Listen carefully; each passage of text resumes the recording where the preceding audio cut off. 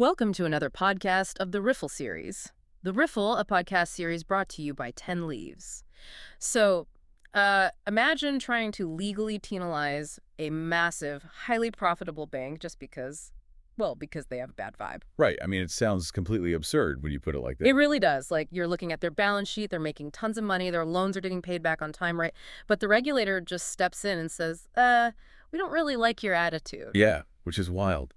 But on January 1st, 2027, the Dubai Financial Services Authority, DFSA, is basically making that a reality. Welcome to this deep dive, everyone. Today we're taking a real microscope to the DFSA's latest legislative amendments. Yeah, it's a massive shift. Just for some context for you listening, they issued a notice in May of 2026, officially setting out these sweeping changes to their rule books that go live at the start of 2027. And we are talking about a really thick stack of updates here. Oh, absolutely. It spans their general rules, the Prudential requirements, glossary definitions, and some very specific Islamic Finance guidelines, too. Right.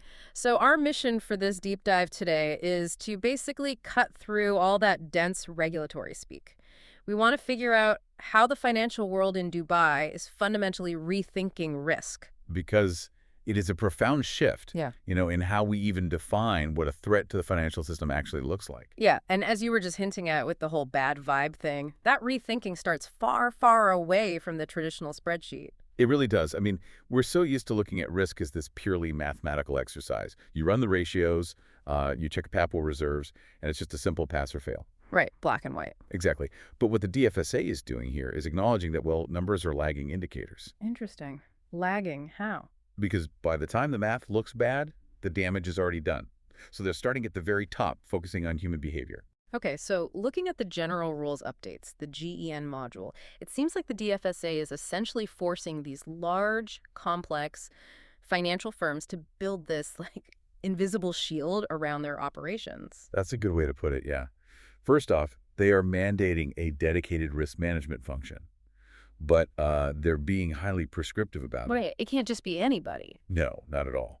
This function has to be headed by a really senior figure, like a director, a partner, or a senior manager. And the kicker is, it must be entirely independent from the operational and business side of the firm. Oh, wow. So, the person who's trying to close some massive, incredibly lucrative deal, they absolutely cannot have any authority over the person deciding if that deal is too dangerous. Precisely. It completely removes that internal pressure. Because, I mean, think about it. If the risk manager reports to the head of sales... Oh, yeah, you've got a huge structural conflict of interest right there. Exactly. But, that structural change is really just the foundation. The real curveball here is the official introduction of this concept they're calling risk culture. Yeah, I was reading through the guidance on this, and it just feels so subjective compared to normal financial law. It really does. The DFSA literally defines risk culture as a firm's norms, attitudes, and behaviors related to risk awareness, risk-taking, and risk management. Right. And they're placing the legal responsibility for establishing that culture squarely on the governing body, like the board of directors. Yeah, they're saying that, just rubber stamping a business strategy once a year in a boardroom, that's not enough anymore. Right. The governing body has to actively shape the day-to-day psychology of every single employee. I was actually trying to visualize how this works in practice, because traditional risk management, it feels a bit like a bouncer at a nightclub. Right, yeah, I like that analogy. They stand at the door, they check IDs, they turn away anyone who is obviously carrying trouble. But enforcing a risk culture from the top down, that's like holding the owner of the nightclub legally responsible for the overall mood, the lighting, the music, and how aggressively the patrons are acting inside all night long. That is spot on. The owner can't just throw up their hands and say, hey, well, the bouncer let him in. I just collect the cover charge. Exactly. Because the owner created the environment that allowed the trouble to happen in the first place. But you hit on the really critical challenge earlier. How do you measure a vibe?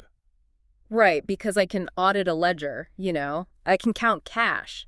How on earth does a DFSA inspector walk into a bank in 2027 and just measure an attitude? It's tough. Especially when the new rules explicitly demand that this culture has to capture long-term and emerging threats. They specifically name things like digitalization and climate-related financial risks. Right. So you measure it by looking at the firm's internal nervous system, essentially. Mm-hmm. The regulator isn't just looking for a number on a page. They're looking for evidence of proactive conversation. Okay, give me an example of that. So let's take climate-related financial risk. Say a bank is lending heavily to coastal real estate developers. Sure. The inspector is going to look at the official board minutes. Is the board actually discussing rising sea levels or changing environmental regulations? Or are they literally just looking at next quarter's profit projections? Ah, I see. So the absence of the conversation is the actual violation. Yes, exactly. If the board minutes show zero discussion of emerging tech vulnerabilities, or if their internal data systems are so fragmented that the board can't even get a combined view of their tech exposure. And the culture is broken. Precisely. It doesn't matter if the current loans are performing perfectly today. The regulator is forcing leadership to look way beyond immediate profits and actually prepare for systemic global shifts. Okay, but let's bridge the gap between the boardroom and, the ground floor. If the board is setting this broad, sort of nebulous risk culture, how does a mid-level loan officer actually know when to say no to a client? Right. Because there has to be some tangible boundary, right? And that boundary is the risk appetite statement. This is a massive focus in the updated Prudential rules, the PIB module. Okay. For the larger, more complex financial institutions, what the DFSA categorizes as Category 1, 2, and 5 firms, they are now strictly mandated to produce a clearly articulated, documented statement of their risk appetite. Okay, but is this just like a corporate mission statement? We strive to take calculated risks to serve our clients, because I've read a lot of those posters in break rooms, and they are usually pretty meaningless. No. The DFSA is demanding actual teeth here.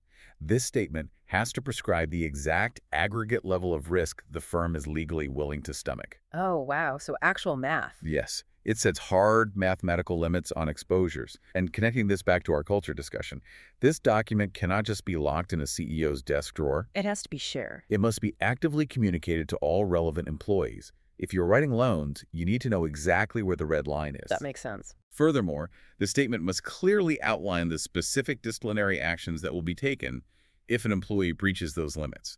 Okay, so it's a tangible mechanism to enforce the culture. But what really caught my attention in these Prudential updates is how they are changing the actual language around those limits. Ah, yes. The glossary updates. Yeah, the DFSA is systematically scrubbing the term large exposures from their glossary and replacing it entirely with concentration risk. And that right there is arguably the most impactful operational shift in the entire 2027 rollout. Wait, really? Because on the surface, concentration risk just sounds incredibly broad. It does, but that's the point. It's like if I'm managing a bank's portfolio, it's remarkably easy to track my large exposures, right? I just open my spreadsheet, sort the loans by size, and look at the biggest numbers. If I don't have any single loan over, say, $50 million, I feel pretty safe. Which is exactly the false sense of security the regulator is trying to destroy. Yeah, because large exposure implies that the main threat to the bank is a single whale. One massive corporation defaulting. Right. But let's take your scenario. You don't have a single $50 million loan. Instead, you have 1,000 perfectly performing, seemingly super safe loans of $50,000 each. Right, so I'm highly diversified, or at least so I think. But what if your systems aren't sophisticated enough to realize that all 1,000 of those borrowers are actually mid-level suppliers for the exact same local construction mega project? Yeah, if that one construction project gets delayed or goes bankrupt, all 1,000 of your safe small loans default on the exact same Tuesday. Wow. That is concentration risk.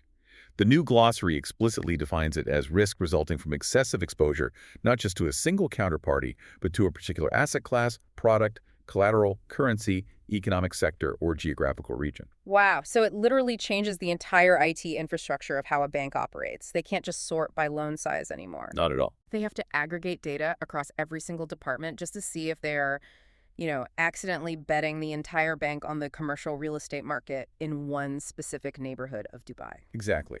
It forces their systems and controls to identify these hidden, aggregated vulnerabilities that a traditional large exposure mindset would completely miss. Okay, so we have the risk appetite statement drawing the boundaries, and we've broadened our radar to spot this concentration risk. What happens when things actually start to go wrong? Well, it gets strict. Because the new rules introduce a very rigid grading system for credits and loans, right? Yes. The days of qualitative leniency are completely over. The DFSA is mandating that firms categorize all their credits into 5 highly specific buckets. Okay, what are they? You start with standard or special mention. Standard is healthy. Special mention means the borrower is current on payments, but maybe there's a macroeconomic headwind or they lost a key client, so you are watching them closely. Okay, and then you cross the line into the actual problem territory. Yes. The 3 problem categories are substandard, doubtful, and loss. And they've also mandated 4 tracking statuses alongside those. Which are? Performing, past due, non-performing, and forborne. Actually, let me stop you right there. Why does the DFSA need to separate a loan's grade-like substandard from its tracking status, like forborne or past due? That's a great question. Like, what behavioral loophole are they trying to close with all these very specific labels? It's basically to stop banks from playing games with forbearance. Okay. Let's say a client can't make their payment. In the past, a bank might say, you know what, let's just restructure the loan, lower the interest rate, give them an extra year, and we'll keep calling it a standard performing loan. Oh, I see. They hide the distress to keep their own balance sheet looking clean. Exactly. But by creating these distinct tracking categories, the DFSA forces the bank to officially label that loan as forborne. You can't just quietly sweep a struggling loan under the rug anymore. And there's a severe financial penalty for admitting a loan is struggling, isn't there? Because the mandatory provisioning requirements really jumped out at me when I read this. Oh, the provisioning is where the math gets genuinely brutal. Yeah. Provisioning essentially means a bank has to take its own capital and lock it away in a vault to cover potential losses from a bad loan. Under the new rules, if a loan falls into the substandard category, the bank must instantly provision 20% of the unsecured portion of that credit. Just to be totally clear on the mechanics of this for you listening, if I have $1 million unsecured loan that drops to substandard, I have to take $200,000 of the bank's own money and essentially quarantine it. Yeah. It's like I can't use it to pay dividends. I can't lend it to a new client. It's just dead weight. Yep. It hits the bottom line immediately, and it escalates rapidly from there. If the grade drops to doubtful, the mandatory provision jumps to 50%. Oh, wow. And if it hits loss, it's 100% provision. So, 100%. It completely removes the wait-and-see excuse. The regulator just isn't letting banks grade themselves on a curve anymore. You hit the trigger, you lock up the capital, no arguments. None. Which brings me to a scenario I want to run by you. Let's talk about the rules regarding related persons. Because, if capital gets locked up that aggressively, people are naturally going to try to bend the rules for their friends. Human nature again. Right. And the text is very aggressive here. It mandates policies that prohibit exposures to related persons on terms that are more favorable than those available to the general public. Yes. So if the CEO's brother or maybe a subsidiary company comes looking for a massive loan, they cannot get a sweetheart deal. Right. A related person could be an affiliate, a controlling shareholder, or a close family member. The new rules require strict internal procedures to ensure that anyone directly or indirectly benefiting from a loan has absolutely zero influence over the approval process. So no VIP treatment. None. They have to jump through the exact same hoops at the exact same interest rates as a total stranger walking in off the street. Okay, but let's play devil's advocate for a second. What if the governing body just ignores that? Right. Like, what if it's a massive, highly lucrative affiliated business and the board decides the relationship is just worth risking a slap on the wrist? Is there a hard ceiling that stops them from betting the bank's survival on one really friendly relationship? This is where the different modules of the 2027 updates interlock so beautifully. Wow, really? Yeah. Even if a board tried to push through a massive questionable loan to an affiliate, they would immediately hit a brick wall called the firm-wide capital limits. The rules explicitly state that a financial group's exposure to a single counterparty cannot exceed 25% of its Tier 1 capital. Okay, let's break down Tier 1 capital for a second, just to ground this for everyone. Sure. Tier 1 capital is the core financial strength of a bank. It's the equity capital and the disclosed reserves. Basically, it is the money the bank actually has on hand to absorb massive losses without having to shut its doors. So the DFSA is saying, I don't care how much you love this specific client or how intertwined their business is with yours, you legally cannot risk more than a quarter of your survival fund on them. Exactly. And they take it a step further, too. How so? The total aggregate of all your large exposures cannot exceed 800% of your capital base. Wow. So even if you have a dozen massive, totally unrelated clients, the sum total of those huge bets cannot completely outpace the foundation of the firm. It acts as an ultimate fail-safe against hubris. It's an incredibly tight net. Like, they've regulated the invisible culture, mandated the appetite boundaries, redefined the risk radar to catch concentration, and instituted this automated, brutal math if you stumble. Yep. But, this brings up a practical issue. Dubai's financial ecosystem isn't just a monolith. Right. You have massive retail banks, you have tiny boutique wealth managers, you have venture capital. Does every single firm operate under this exact same microscope? No, and that's a really crucial point. Good regulation relies on the principle of proportionality. Right. You don't regulate a speedboat the same way you regulate an oil tanker. Right. So the DFSA has built in specific carve-outs, and one of the most interesting ones actually relates to internal audits. Yeah, I saw this in the general rules. The baseline rule is that internal audit functions must be completely independent from operational teams. They are basically the internal police. Exactly. But there's an exception. An authorized firm is completely exempt from having an internal audit function if their only financial service is managing a venture capital fund. That's right. Why does VC get a free pass while a retail bank has to build an entirely independent audit department? It comes down to who is actually being protected and the inherent nature of the business. An internal audit department requires teams of people constantly reviewing processes, which is a massive overhead cost. Oh, For a retail bank holding the checking accounts and life savings of everyday people, that cost is absolutely necessary. Because if a retail bank collapses due to bad internal controls, it ruins ordinary lives and usually requires taxpayer bailouts. right. This systemic fallout is just huge. But a venture capital fund operates in a totally different reality. Their sole purpose is highly speculative investment. They might only have, 5 employees. True. More importantly, they aren't taking public deposits. They're dealing with sophisticated professional investors, high net worth individuals or institutions who fully understand that they might lose all their money. Ah, I see. Imposing the regulatory burden of a massive internal audit team on a tiny VC fund would just crush their ability to operate without actually protecting the general public. So the DFSA adjusts the burden to match the specific risk profile. That makes a lot of sense, actually. The rules bend to fit the structure. And we see that tailoring most vividly in the final module we really need to cover today, which is the Islamic Finance rules. Oh, this is a fascinating area because Islamic finance operates on fundamentally different structural mechanics than conventional interest-based banking. The DFSA had to translate concepts like concentration risk into a system where risk is inherently shared. Yeah, the updates focus heavily on assets financed by profit-sharing investment accounts, or PSIAs. Right. So for you listening, how does a PSIA differ from me just putting my money in a normal savings account? Well, in a conventional savings account, the bank basically guarantees your principal and pays you a fixed interest rate. The bank takes your money, lends it out, and takes all the risk if the loan goes bad. Okay. But a profit-sharing investment account is exactly what it sounds like. You, the account holder, are entering into a partnership with the financial institution. If the investments perform well, you share in the profits. But if the investments tank, you share in the losses. Your principal is not guaranteed. Oh, so the everyday investor is directly exposed to whatever the firm is investing in. Yes, and that's exactly why the DFSA updated the concentration risk guidelines specifically for PSIAs. The guidance explicitly warns that if an authorized firm has a massive, concentrated exposure to one counterparty using PSIA funds, and that counterparty defaults. The everyday account holders could suffer a catastrophic loss. Exactly. So the firm has to apply strict limits to protect those investors from absorbing a concentrated shock. Got it. Now, there's another highly specific rule in this section regarding musharaka and mudaraba contracts. Just functionally, what are we talking about with those terms? In the simplest terms, musharaka is a joint enterprise or equity partnership where partners share the capital of the work and the profit or loss. Okay.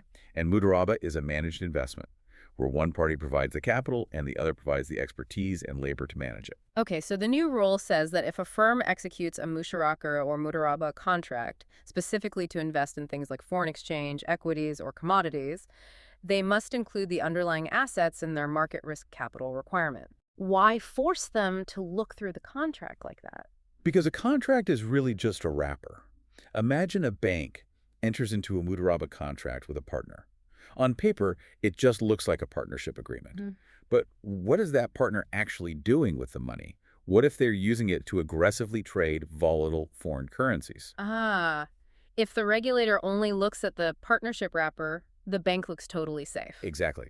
The actual volatile market risk of those foreign currencies is just hidden inside the partnership structure. So clever. The DFSA is saying, we don't care about the wrapper. We care about what the money is ultimately touching. By forcing the firm to apply capital requirements to the underlying assets, the actual foreign exchange or commodities being traded, they ensure that the unique structural elements of Islamic finance aren't accidentally used as a loophole. Right, to hide concentrated market risks from the regulators or the PSIA investors. You got it. The transparency requirement is absolute regardless of the financial system you operate under. So what does this all mean for you listening? Let's trace the arc of what we've uncovered about this 2027 landscape. The DFSA is fundamentally changing the perimeter of risk. We started with the realization that they are legally codifying human behavior holding boards responsible for the subjective vibe of their risk culture and demanding they look at horizon threats like climate change. Yeah, and then we saw how that culture gets translated into hard boundaries via risk appetite statements. Right. And how the entire IT and tracking infrastructure of a bank must evolve to spot aggregated concentration risk rather than just large individual loans. Right. And from there, we hit the unyielding math. The strict separation of loan tracking statuses to prevent forbearance games, and the immediate punishing reality of 100% loss provision. Brutal math. Very. And finally, we saw how the DFSA tailors these immense pressures, giving proportional relief to speculative venture capital while ensuring the unique structures of Islamic finance remain totally transparent. It's a huge undertaking. If you work in finance or interact with financial institutions in Dubai, this is your literal operating manual for the next decade. If you haven't started overhauling your systems to track concentration across your entire portfolio, you are already behind. And, even if you are entirely outside the world of finance, I think this serves as a remarkable case study in how complex systems attempt to govern human nature. That's a great point. Because financial crashes rarely happen just because the math suddenly broke. They happen because of biases, blind spots, and toxic cultures that ignored the math until it was way too late. It's basically an attempt to regulate hubris. Exactly. Which leaves us with a truly fascinating question to ponder as we close out today. The DFSA has explicitly planted its flag on risk culture, right? Right. But think about the enforcement of this in a real-world scenario. Imagine a bank in 2028. Their math is immaculate. They haven't breached their 25% capital limits, their provisions are fully funded, their balance sheet is pristine, and they haven't lost a single dime for their clients. Okay, a perfect bank. Right. But during an audit, the regulator reads through internal emails, board minutes, and employee surveys and decides that the leadership's attitude is recklessly aggressive. Oh, wow. Could a regulator step in, demand the firing of a CEO, or levy a massive fine against a perfectly solvent, highly profitable bank purely because they have a bad vibe? How do you construct a legal defense against a charge of poor culture before it has actually caused a financial crash? It is a brand new, highly subjective frontier for regulation. A brand new frontier indeed. It really makes you look at that boring spreadsheet in a completely different light. Suddenly those numbers aren't just data points, they are the lagging echo of human behavior. Well, thank you so much for joining us on this deep dive into the 2027 DFSA Rulebook updates. We will catch you next time.